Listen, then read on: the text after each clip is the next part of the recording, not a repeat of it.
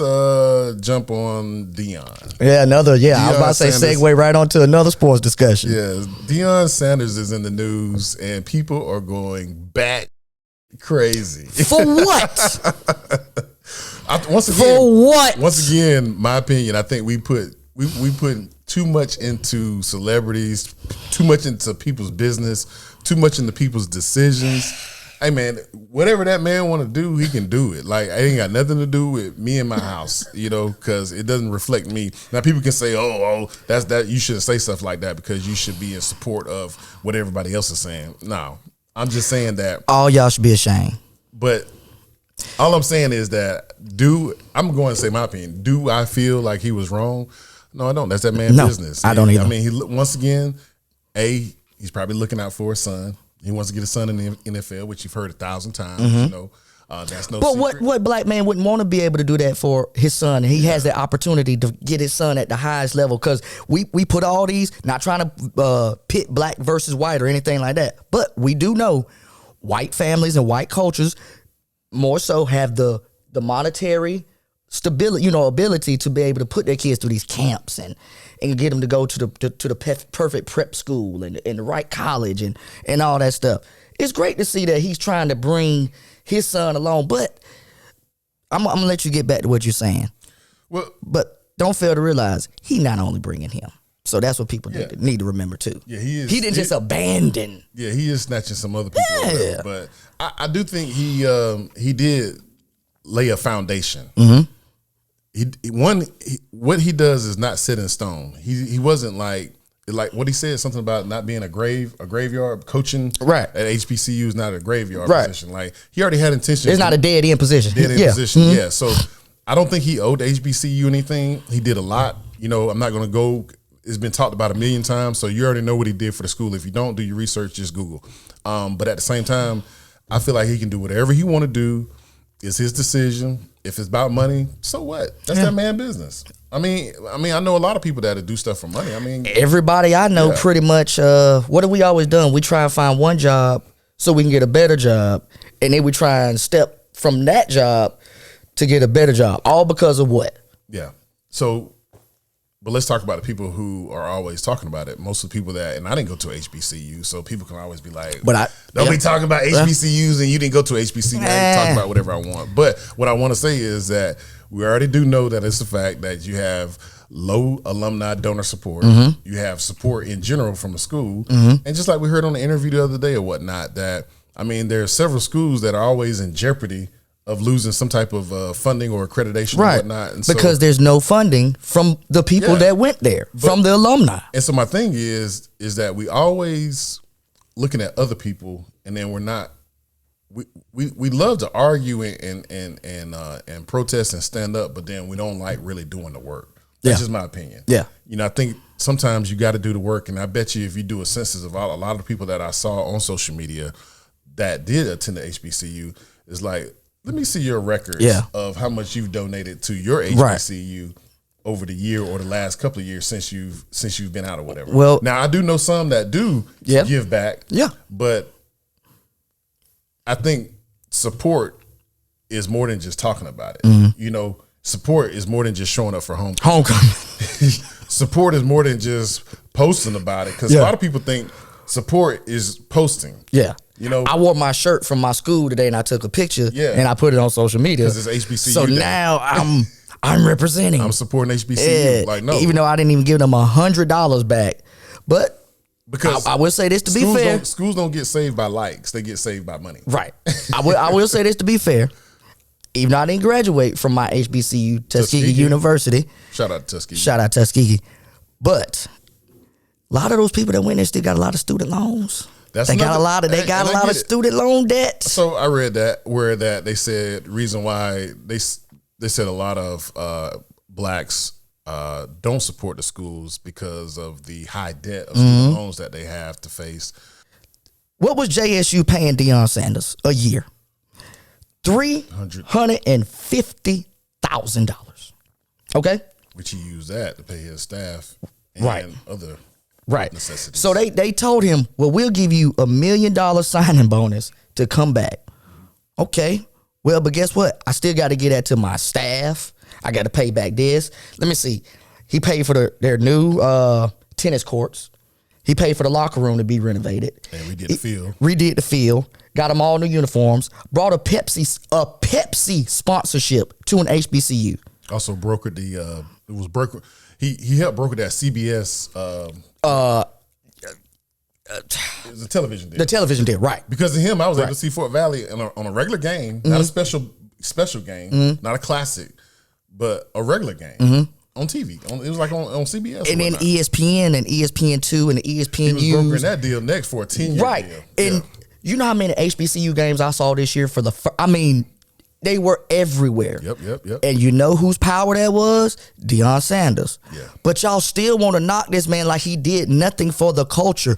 All he did was build a brand for the culture, for us, for your children, for your whoever you got, nieces, nephews, whatever, to come up and be in the HBCU. And if you want to go into a transfer portal and go to one of those, what they call them, Power 5 schools, I'm not going to knock you either. Oh, man, BK. I saw your daughter got into Tuskegee, but I see she wants to go to UGA now. What's up with that? How you feel? Oh, you asking me? No, I'm saying that would be a hypothetical. Oh, yeah. You know what I'm saying? Would you have a problem? No. Exactly. Do what she want to do. Let her do what she want to do, man. We sent her to go to school for an education. Like, you come home with the education. That's what's most important. And so, now, don't get me wrong.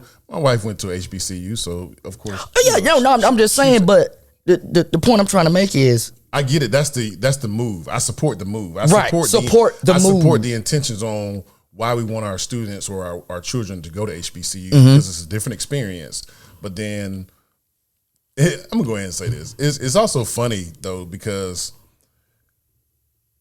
the experience you get of being around your people, I can understand that. Didn't go to HBCU.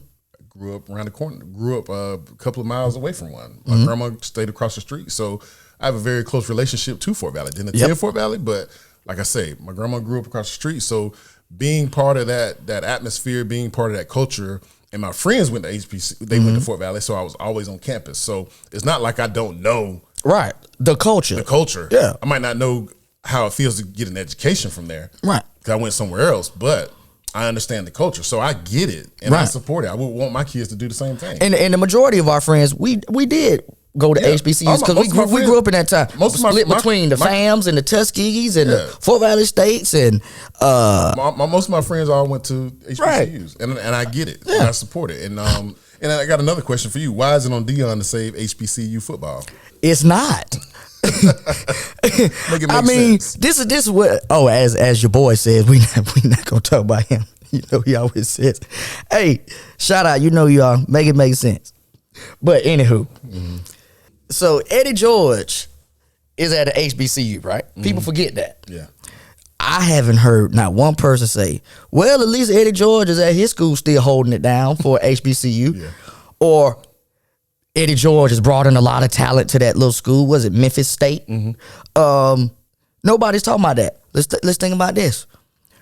Okay, NBA legend Penny Hardaway said, "I want to go coach at a little school." You feel what I'm saying? Okay, not a Power 5. I don't understand why. You know what? I'm gonna answer your question in a different way. Go ahead. You know why it's all on Deion? Because Deion Sanders is Deion Neon Prime Time Sanders. He gave himself this title. So it's like he's more emboldened to do more. I think that's what people are seeing. They look at it like, well, you Deion. Man, you won the Super Bowl with all these teams. Man, you play for the Braves too. You know what I'm saying? You this and that. He's the only player, right, to go to the Super Bowl and the Super Bowl and the World Series in the same. Not the same. No. What? Uh-oh. Research. That's right. He was in the World Series. He had to fly home to play a game. Anyways, I don't think it was the same year he won the Super Bowl, but I know he was still playing with the Falcons when he was playing with the Braves. But so he did all that for the culture, which was a big thing to see a black man. People is still failing to realize this is still just a regular old black man now that's doing this. People forget he was a legend in our eyes as us growing up. Why are we hating on a person that we revered? I think they're just more upset that they feel like there were promises broken. No, he said it. Where is it? He gave an interview when they first hired him at Jackson State University. He said, they asked him, Coach Prime, if a Power 5 school comes calling, will you listen to what they have to say? Yeah, I sure will. You damn right I'm going to sit down there and listen to what they got to say. He put it out there on the table, so everybody's acting like he never had this thought. I'm going to leave Jackson State. Yeah. It's not like he just up and got a job in Colorado. They said, hey, you're doing good down there. You think you want to come to a Power 5? He been said this because what's his main goal is to get back to be the coach of his alma mater, which he donates back to all the time, which is Florida State University. So guess what he's doing? He's taking steps, stepping stones. Yeah. I had to start here. Got to crawl before you walk. Yeah. So he left doing broadcasting at NFL Network, which was a lucrative job for him. To coach high school football. Come on, keep going. High school football. Yeah. Then he brought his kids with him to college. Said, I'm going to coach that school too. Yep. Built up that culture. Got everybody watching HBCUs again. Yeah. I mean, people weren't even watching HBCU football. Yeah. Y'all act like y'all was paying a damn attention to anything. Y'all didn't even know that there was a black head coach at Alabama A&M University coaching their basketball team. I bet you didn't. But that's neither here nor there. Yeah. But you're right. He changed the culture. He changed the culture. Like, and even if he left, that should inspire other ex-athletes to say, you know what? Let me give it a try in coaching and whatnot. Right. And follow that same path. Right. You know. And it ain't like I could see if he jumped the shark. Yeah. I could see if he went straight from the broadcast booth. Boom, Deion Sanders become head coach of Alabama University. Nick Saban has stepped down from his role. What head's a roll? Literally. Talking about roll tide, but it won't be no more Alabama fans. No. But you get what I'm saying? Yeah. So people got to ask themselves this. So would you rather Deion Sanders be a coach for HBCU team that you're not going to watch in the first damn place? Right. Or would you rather him be a coach of a team that you probably going to see on TV often and that you can, give you 2 cents towards? Because you wasn't putting nothing towards the money deal because you got to watch the game for the money to go. Yep. So y'all mad because he went to Colorado University. I bet these people don't watch more Colorado University games than they don't watch HBCU games in the last 5 years. Okay, so I said earlier, Jackson State was only giving him $350K a year, which he couldn't even really do nothing with. Luckily, he already had money. Colorado getting this man $5 million. Yeah, but the funny thing is, they like, we ain't got it right now, but we want them, and we'll figure it out. But guess what? Yeah. They gonna figure it out. They will. Because you know who gonna come to their aid? Boosters. Wasn't it more of that? It was more than that. No, I'm saying for the 1 year, per year. Yeah, because it's supposed to be like 26 or something. Yeah, I think he signed a 4-year deal. Was it 4 year? Go ahead and drop who he brought. He brought his son. No, the coaching staff. Oh. Okay. So this Joker did not only bring just him, he went and snatched the defensive coordinator, the offensive coordinator.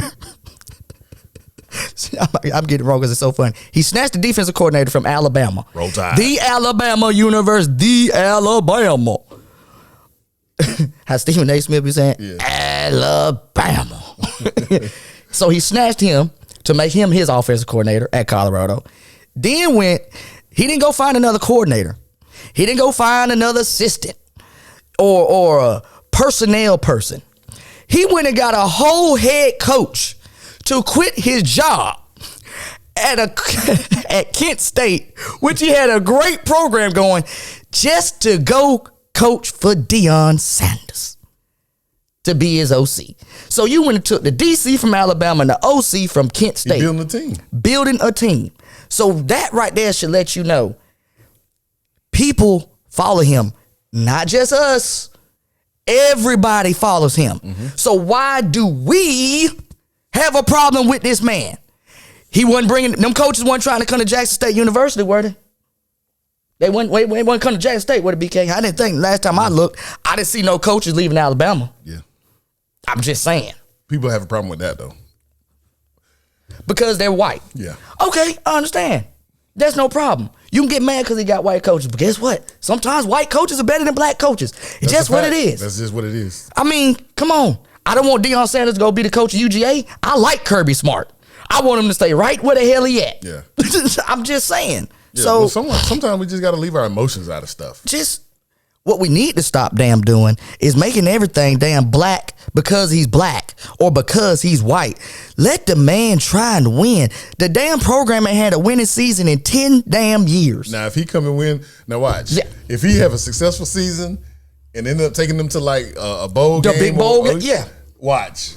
Let him be in the playoffs. Let him make the CFP next year. Let him make the college football playoffs in his first year. They're gonna be riding. Hey, they're gonna be riding primetime coattails. Boy, what? Primetime this, coach that. Next year we're gonna see everybody on Facebook that will talk about him. Forget about the whole conversation. Forget about it. Deion, that's my boy, man. He turned that whole program around. That's what you do when a brother go up there. We turn the whole program around. Yeah. But shut your ass up. I'm gonna start screenshotting all comments. I know, right? Save it. Put it in my folder for the next podcast. Next year. So year in review 2023. Hey BK, remember when we talked about Deion? Yeah. We'll probably touch back on this and we'll bring somebody on. We got somebody coming on. We'll probably get a little bit more in depth. I guess you can't really talk about it. See, because at the end of the day, my only thing that I got to say is we got to stop investing so much time into other people's lives. Like, who cares? Man, that's that man business. Yeah. You know what I'm saying? Like, if he want to go to another school, if he want to go to Alabama, if he want to go to wherever, like, who cares? Like, that's not going to change or reflect anything on your day-to-day doings. You sitting on the couch watching TV or whatever, like, that's that man business. Like, we really, social media just created this whole thing where we really just invest too much of our times into other people's lives. It's just ridiculous. Like, I mean, really be getting pissed. Like, yeah, pissed. Like, off. Like, literally, like mess up their whole day like, type you're shit. mad. Like, you need to take a pill. You're mad. Like shit is not that serious. You need a Zanny. Yeah.